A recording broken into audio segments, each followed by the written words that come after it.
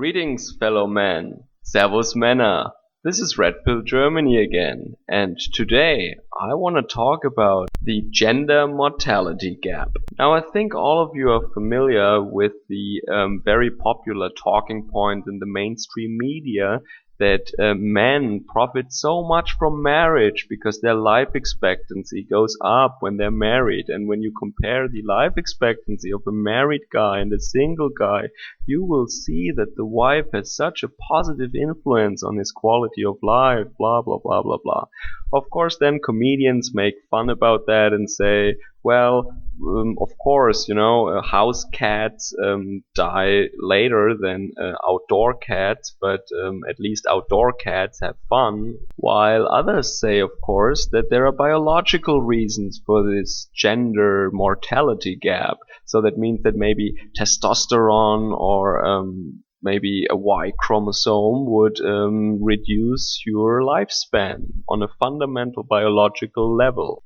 So, and now we are at a point like the classic nature versus nurture question. So what are the actual reasons? Is it biological? Is it lifestyle related? What is it really? When you try to get to the bottom of these genetical questions, what you sometimes do is you do twin studies because you want to have two people that have identical genes.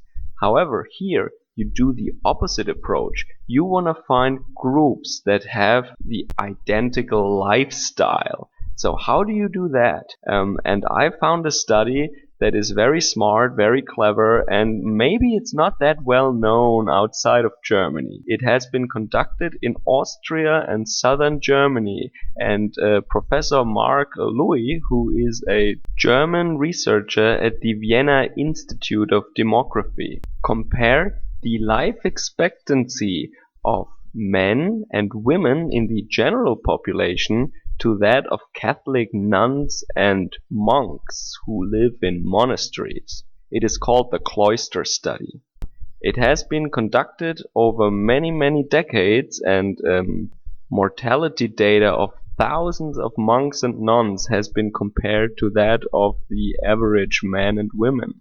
So I think this study is very clever because what you have to know about monks and nuns is that the rules of their religious order actually tells them exactly when to get up, when to pray, how many hours of work to do, and when to go to bed and all these things. So they have a very structured life, and they have a life that can be easily compared, and they would not overeat. They probably don't smoke too much or don't drink excessively, so you can easily compare their lifestyles actually. Also the kind of labor that they do, and monks and nuns do labor.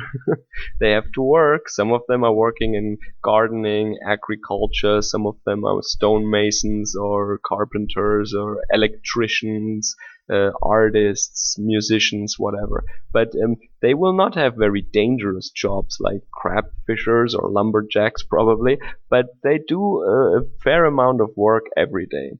So to sum it up, in this study you basically have men and women who have a almost identical lifestyle, which is something you would never find, or it's very hard to find that in normal people, because everyone knows that women have babies and men have a lot of stress at work, and they're pushed into this provider and protector role where they have to work really hard and do a lot of overtime to get promotions, and they're responsible for mortgages, and they live in fear actually of losing their job and then their children and their house and their wives. So that is a lot of stress, of course. Monks will not necessarily have the same amount of stress as someone who works in the corporate world. They have maybe stress, and maybe there are some conflicts in the monastery, but it's really not comparable to a man in the Shark Tank that is the modern day office job. So let's have a look at the data. What you see here is the mortality or the life expectancy after the year 25, after 25 years of age, for monks, nuns, men and women in the general population. So what that means is that all the childhood mortality cases or some testosterone-fueled drunk motorcycle accident by year 18 or something, of some teenagers, this is not in the data. So these are people who are 25 years, and then you look at their average life expectancy.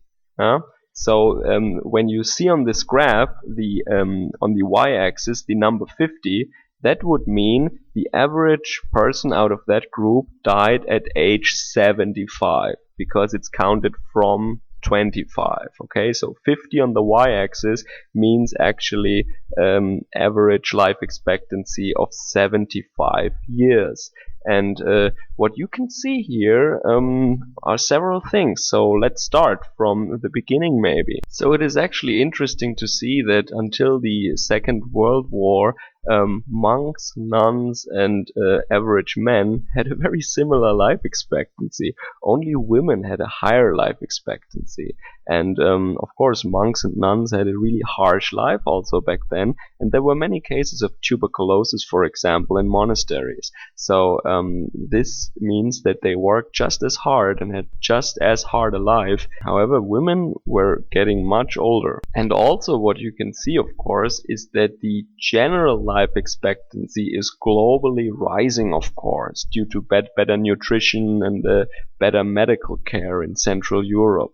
And what you can see then after World War II is that the life expectancy of the average man is actually plateauing, while that of the average woman, the monk, and the nun are rising. And then you can see that at 1970, the three curves of monks, nuns, and average woman are almost meeting. But then there is actually an interesting thing happening, which is that in male monasteries, so in the case of monks, smoking had been permitted around that time for monks, while the monastic rules for nuns still were forbidding smoking.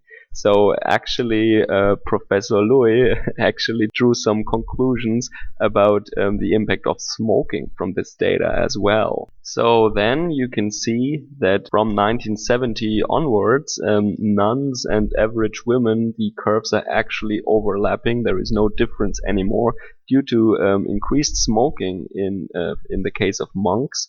The life expectancy of monks is rising a little bit slower, and the average man is also increasing in life expectancy, but he has not caught up yet to the other groups. So, but what is the significance of this study now? So it clearly tells us that for adults, not for childhood mortality, there might be biological factors there, but for adult mortality, the biological contribution is actually really small compared to lifestyle contributions. That means overeating, loneliness, alcohol, and nicotine abuse. So you can really see how there is no biological reason that men die earlier. It is really just their lifestyle. So if we assume that the biological contribution to mortality were the dominating ones, then there wouldn't be a difference between monks and average men, because biologically they're both men. So it clearly has to be lifestyle. And you can clearly see that men who choose a low stress, healthy lifestyle can live almost as long as women. So don't buy into this mainstream media narrative of men being so much better off when they're getting married. The opposite is true, actually. A married man is under a lot of stress, and 50% of first marriages end in divorce. And if you're a man who is divorced, then the statistics look really bleak for you, because you have less money for yourself, you're under even more stress, and you might self-medicate with alcohol, nicotine, or even worse substances, which will reduce your health and your life expectancy dramatically. So I interpret that data in that way. If you are a man who chooses not to be with women, and you're not bitter about that, but you actually choose that lifestyle, just as a monk. I mean, nobody held a gun to these guys' heads and forced them to become a monk and be celibate, right? I mean, they did that on their own free will, and obviously they're happy with that because you can leave a monastery whenever you want. It's not like Islam, right? I mean, you can leave. So they're obviously happy with that, and they live almost as long as women. So they are very, very healthy. And now let's look at some newer data. I found some new statistic, and this graph actually shows the gender mortality gap. And this data is from England and Wales, and what we can see there is actually that this gender gap is actually starting to close. And we can understand that very easily, I think, because more and more women are forced into the labor market now. And they also have to compete, they also have to work. Not as hard, of course, but well, it's much harder for them, isn't it? And also, especially in Great Britain, I think, young girls and young women are actually partying just as hard as the men, I've heard. So they're matching the guys drink for drink.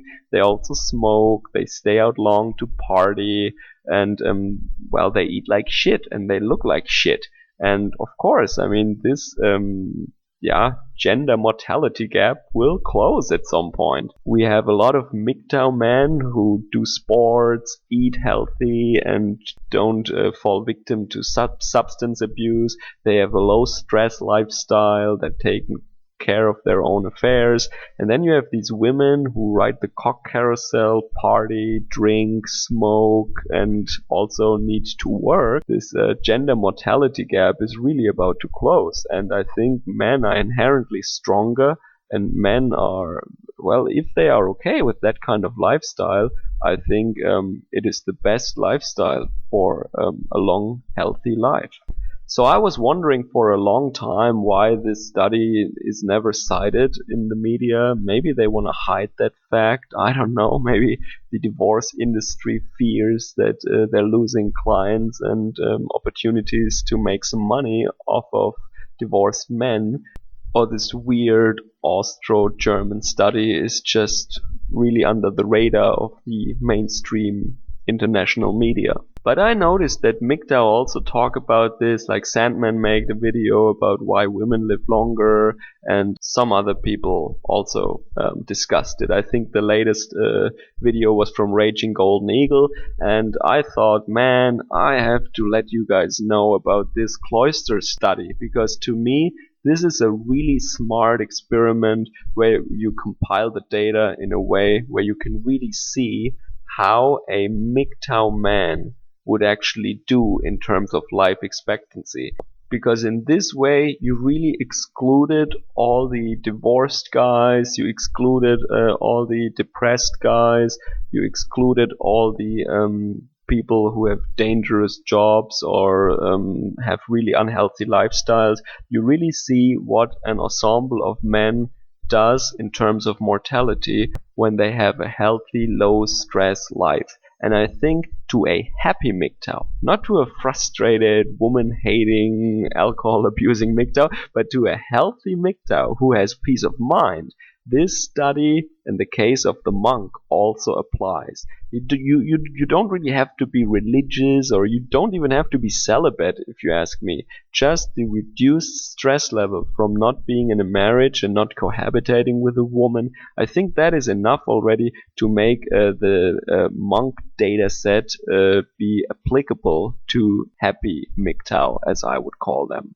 So I hope this was interesting for you. I really hope that tried to solve the riddle of why married men apparently seem to live longer. I think that's bullshit. I think if you look at this study, it clearly shows that actually the happy single men live much longer than the average man. Yeah, thanks for stopping by.